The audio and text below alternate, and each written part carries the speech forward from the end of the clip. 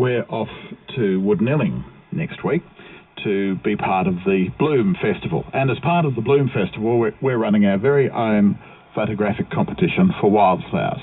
And we're asking you to take photos of wildflowers and send them to us either at our Facebook page, which is ABC Great Southern, or you could email them to us at albany.regional@abc.net.au. But how do you take a good wildflower photo? Well, we thought we'd ask a bloke who's got plenty of experience in this department. Terry Dunham is an orchid hunter and photographer, and in fact, as we speak to him now, he's on the side of of Bluff Knoll, hunting down orchids. Orchid hunter Terry Dunham, good morning to you. Good morning. Good morning. Thanks for joining us this morning. What's it like on the side of Bluff Knoll at the moment? Well, it's a bit cool at the moment. I'm just down from the car park, but yeah, you just about need a beanie on. So when you go looking for orchids, where do you look? Well, most orchids, or the easiest orchids to find, are basically in the gutters on the sides of the roads, because they seem to grow more prolifically there. You know, they get the moisture off the road and the warmth, and the seeds get dispersed by vehicles, and basically you can go 20 foot into the bush and you won't find the orchids that are on the edge of the road. So is that where you find some of your best subjects for photography? Well, yes and no. We've got a few patches. You know, you wander into the bush and you find a nice bare area, and the kangaroos have all been there and dispersed seeds. And yeah, there's various areas where you can go, different soil types. You can judge what grows there. And they look very fragile. In fact, are they? They are extremely fragile. What can happen with the orchids is people can basically love them to death. You know, in the popular patches, people just trample them, and over the years it just becomes a bare patch of dirt with no orchids there. It's quite tragic sometimes to see it happen. So what's the rarest of the orchids you've been able to capture on film? Well, there's one I haven't, and that's the underground orchid. I can't think why that would be.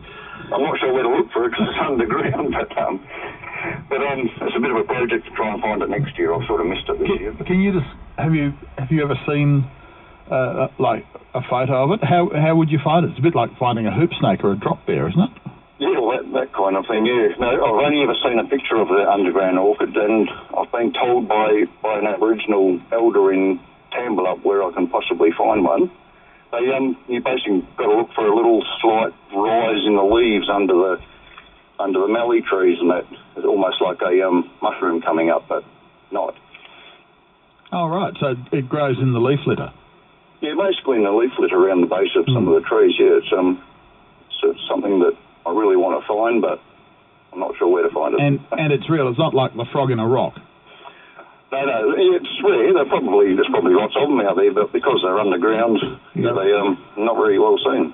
Now, apart from hunting orchids, you capture them on film or on digital media. What sort of camera do you use?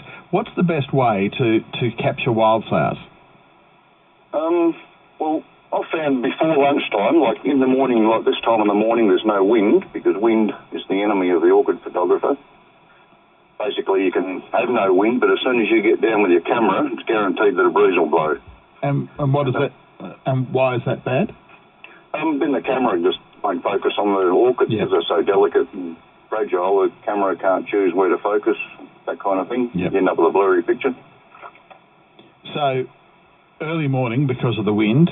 How about the issue with light? Yeah, light's not usually an issue. Even though some of the orchids are under bushes and that, but you basically, but you don't want harsh light, you know, the midday sundown on an orchid that just washes out all the colours. So I prefer early morning or late evening. Yeah. And what sort of camera do you use? Do you traipse around the bush with a vast number of lenses, or is a happy snap camera suitable? Yeah, no, basically the pocket cameras are just as suitable for orchids as the bigger, more expensive cameras. I actually use a little Ricoh PX tough camera. It's got a beautiful lens in it, and it just takes superb photos. People often say, well, you must have a really expensive camera, and I say, well, I pull it out of my pocket and say, no, I'll just use this. Yeah. And you can get the focal length, and you can get the depth of colour with it. Yeah, basically, you just put it on a little macro setting and snap away. You can get a lot closer with the pocket cameras. A lot of people use DSLRs with a macro lens, a dedicated macro lens, but then you can lose your depth of field and you only have a part of the orchid in focus, which, well, some people like the photographs like that. I prefer the whole orchid to be in focus myself. Terry, thanks for joining us this morning. Nice to talk with you. And it's a reminder that the photographic competition is on, and as you've heard Terry say, the humble Happy Snap camera will do the job beautifully. Terry Dunham, thanks for joining us this morning. Nice to talk with you. Thank you very much. Enjoy. Cheers.